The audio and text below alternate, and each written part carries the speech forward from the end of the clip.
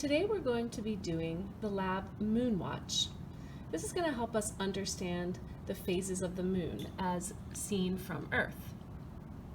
So you want to begin your lab by reading the first page.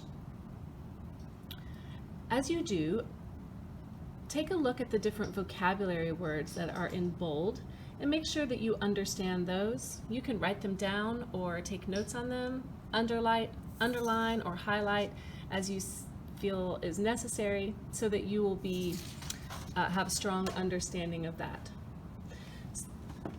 So take a look at the instructions on page 3. I've underlined a few things, but I'm going to point those out to you. So you should have a little ping pong ball that looks like this. So it's painted black and white so that it represents the side of the moon that's facing the sun has light on it. This is the side that we see when we look up at the moon. We're seeing the light that is reflected from the sun. So you should have either a little sticky or a cap on the bottom of your ping pong ball. If you don't, you can set it in a cap. Mine is glued, but if it's not glued, it's fine. This is just a water bottle cap. So the first thing we're going to do is, as it says here in step 2, place the ping pong ball adhesive side down on the circle at position 1. So you should have a circle like this. It says that you can use a protractor to measure the angles. I've written them in, but the 0 is going to be here at position 1. And then 90 is, because it's moving this way around, the 90 is going to be at position 4 and 180, 270. And then you can fill in, there are 30-degree increments. So we're going to start with our moon at position 1. So you can see at position 1, I've placed it so that the white side is facing the sun. These arrows represent the sun's rays. So make sure you place your ping pong ball facing the sun so that the white part is facing the sun. Now the line should be straight between the white and the black, and it should be right over the little dotted line on the diagram. So I have it right like that. Now, to observe the different phases of the moon, what we're going to do is we're going to make sure that we look at our model, our ping pong ball, from the Earth, because we are on the Earth when we look up at the moon, aren't we? So what we're going to always do is get down at the level of the paper and look along the line from the Earth to our moon. So you can see at position 1 what our moon looks like. Can you see any white?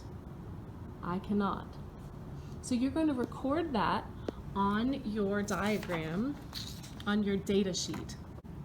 As you record on your data sheet, I recommend using a pencil. That way, if you mess up, you can erase. So we are at position 1, and I'm going to sketch what I see, which in this case is the moon is all filled in, right? Because it's all black as far as I can see it. Okay? And the angle here was 0 degrees. Now we're going to move to position 2. So I'm going to keep the white part facing the sun, which is here. We're going to put it at position 2. I'm going to make sure, again, that my line of my ping pong ball is lined up with the line underneath. Now, remember, I need to observe it from the Earth. So I'm going to turn my paper and make sure that I'm directly on the line with looking from the Earth to my ping pong ball, right? And what do I see? At 30 degrees, mostly it's still black, but I see on the right a very small sliver of white. So I'm going to represent that at number 2 on my paper. I have a small sliver of white, and then the rest is going to be black. And the angle there is 30 degrees. Next step. At this point, if you have the gist of this, you can turn off the video and do it yourself. If you don't have a ball at home, then you can continue to watch the video and follow along with me. So I've moved it to position 3. along the line. So the white is still facing the sun, because at any position, half of the moon is being illuminated by the sun. So that's why at any position, half of the moon is still lit up. So position 3, now I'm going to turn my paper so that I'm looking along the line from the sun to the moon. And what do I see? A little bit more is illuminated on the right-hand side.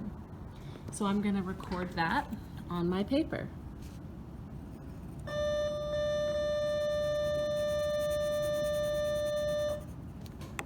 And that's going to be at 60 degrees. Okay, and now I'm moving to position 4. And let's see what I see.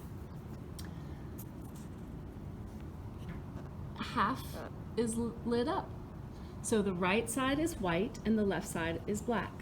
So I'm going to record that here. The right side is white, the left side is black. And that's going to be 90 degrees. Now position 5. I'm going to look at it from here. Whoops, let me get it straight along the line. Position 5. I have a larger half of white on the right. So I'm going to record exactly what I see, which is about like that. And that is 120 degrees. Moving on to position 6. Again, I'm going to look down from here, and what do I see?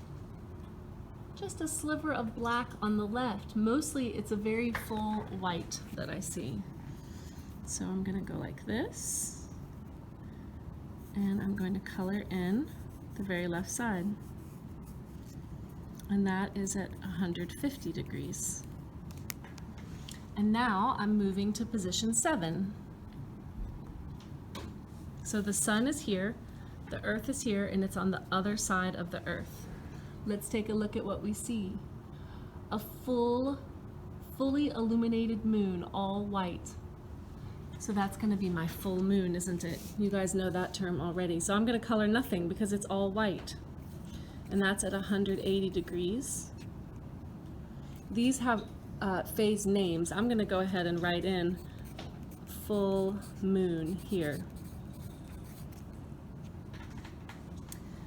Now, position 8.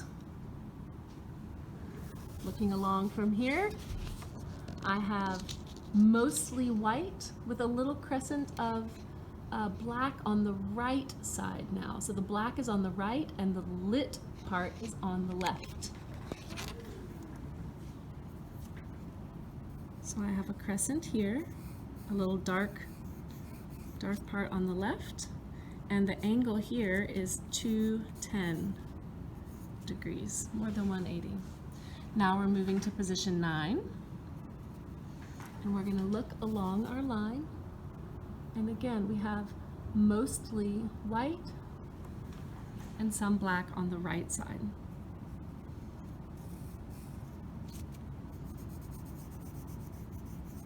And that's going to be 240 degrees.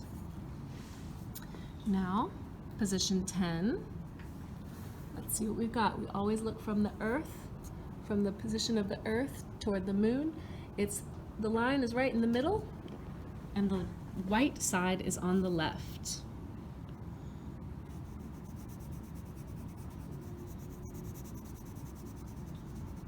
And that's at 270 degrees.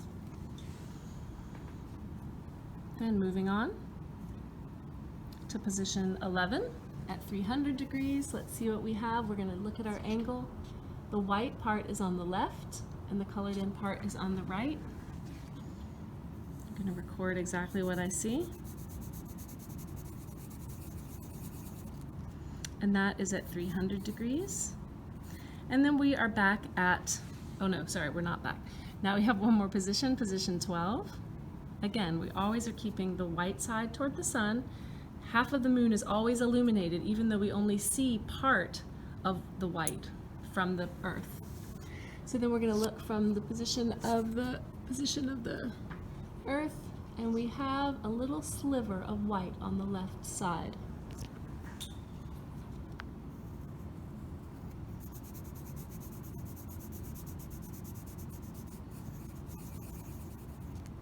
And that is at 330 degrees. And then we are back to our original position, which would be this new moon. Now, remember the vocabulary from the beginning of the lab. When the moon is gaining light, getting bigger, we call that waxing. And when it's getting smaller, we call that waning. Now, I'd like you to write down right now these words: white on right, getting bright.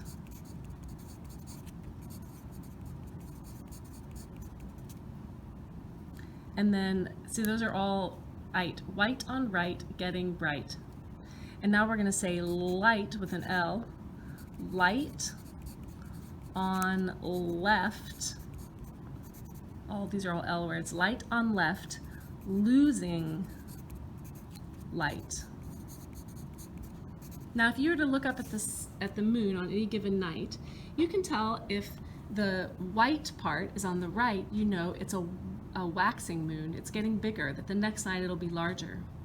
And if you see light on the left, it's waning, so that the bright part is getting smaller towards the new moon. So continue on by filling in the phase names here and answering the conclusion questions on page 5 and 6. You should then also be able to fill in this diagram just for practice. You'll name the phases. Now you'll notice here that it's different from the one that we used here because the sun is depicted on the other side. So really, you know, you could turn it around and it would be the same thing. So you need to think about how it goes. It's always going to move, this one is moving this way, okay, because it also is moving around in that direction.